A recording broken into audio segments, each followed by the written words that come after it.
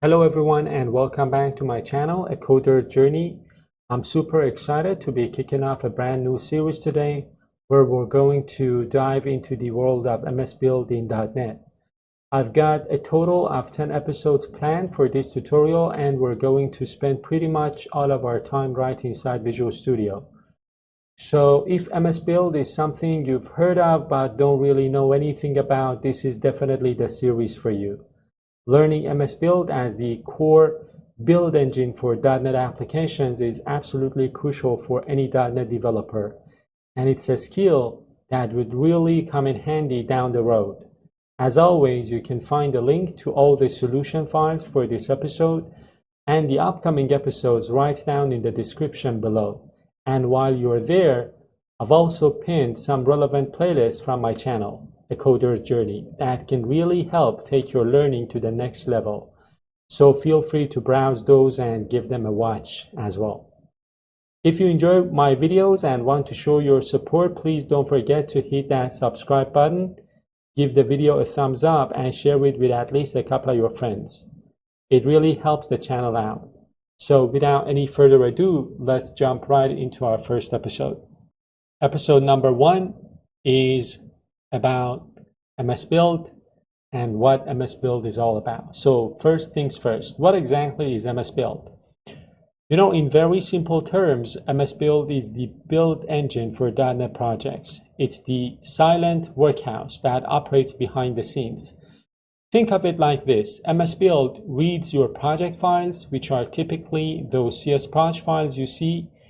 It then executes a series of targets. We call them targets, which are essentially steps in the build process. And within those targets, it performs various tasks. So these tasks are the actual actions that get things done. Like, for example, compilation, right? So this is the process of taking your human readable C# code and turning them into a DLL or exe file that a computer can understand and run. Another one could be copying files. So this is a straightforward task, right? But super important. It involves moving necessary files like your compiled outputs or other assets from one location to another. Running tests could be another task. Again, this task, as the name suggests, automatically executes any unit or integration test you've written to make sure your code is working as expected.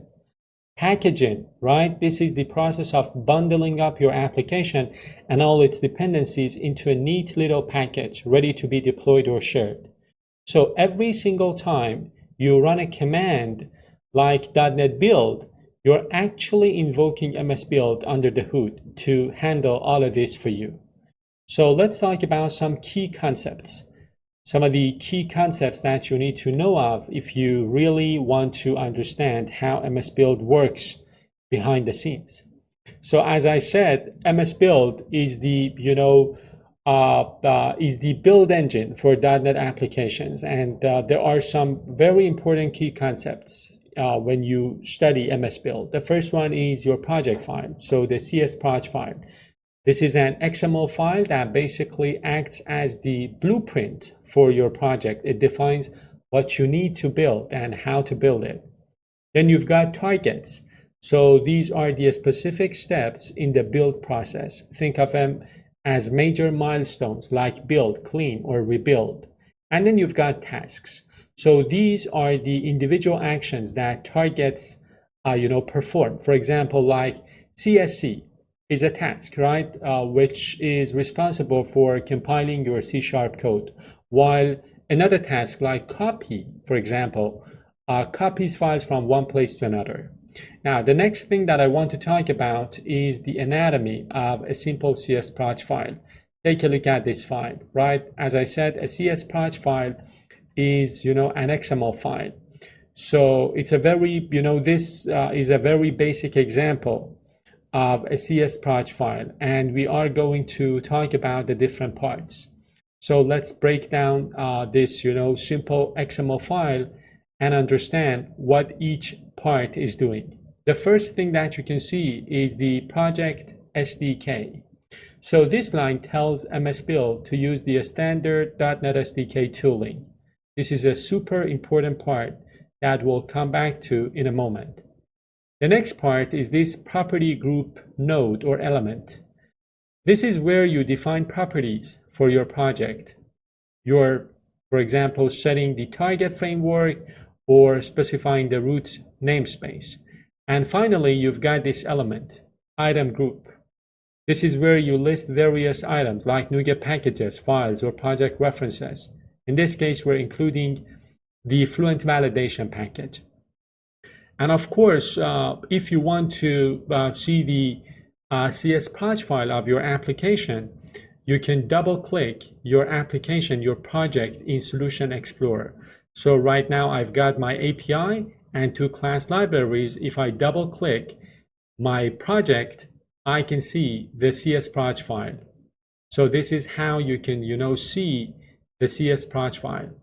So let me pin my episode and let's continue. The next thing that I want to talk about is implicit targets and tasks. Here's where it gets interesting. Take a closer look at that CS proj file again, here. Do you notice something? We didn't explicitly define any target elements in there, did we? So how on earth does MSBuild know how to build our project? Well, that's because those target definitions are not written directly inside of your CS proj file. They come from the imported SDK, this SDK that we're importing here. When you declare project SDK Microsoft.NET SDK, MSBuild automatically and implicitly imports a bunch of hidden targets and props files from your .NET SDK installation. For example, files that Microsoft.NET.SDK.props or Microsoft.NET.SDK.targets and Microsoft.C#.targets are all brought into your application behind the scenes. These are the files that define the standard targets you're used to, such as build, clean, rebuild, publish. This is why, even though your CS proj file only lists properties and package references, MSBuild still knows exactly how to build your project. In other words, your CS proj file is really just a customization of the SDK files. It only shows your specific properties, item groups, references, or any custom targets you've defined. The default SDK targets are all imported automatically behind the scenes. If they weren't, you would have to define everything yourself, like the task to call the C# compiler, the task to copy your output files, and the task to clean the output directory, and it would be a nightmare. Now let's continue and talk about how MSBuild compiles a project. So this is again very important. We are going to put it all together and walk through a simplified flow of how MSBuild compiles a project. First, MSBuild reads your CS proj file. Then it evaluates all the properties and item groups you've defined. By default, it then executes the build target. This is the default behavior. As part of the build target, it calls the C# compiler, which is CSC, so to compile all of your C# files into a DLL or EXE. Finally, it copies the resulting output to the correct folder, so usually bin.debug, bin/debug or bin/release if you're building in debug or release configuration. And again, you can see this in action by running a command like .NET build, and then the name of the project that you want to build, right? So again, this command triggers MSBuild and sets the entire process in motion. If you ever want to see the nitty-gritty details of what MSBuild is doing behind the scenes, you can run the same command, .NET build, right, with a verbose log flag, .NET build -v detailed. So this will give you a wealth of information about every step of the process. So let me go ahead and do this, right?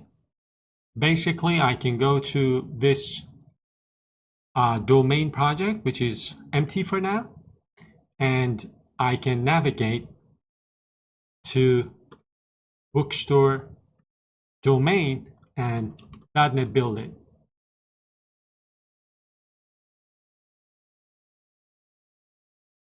Or if I want to see more details, as I told you, I can write .NET Build v detailed. So this kind of gives me, more details about the overall process. Now let me get back to my notes for now. So 2 commands to, run or to build your project. Now let's go through our practical, example.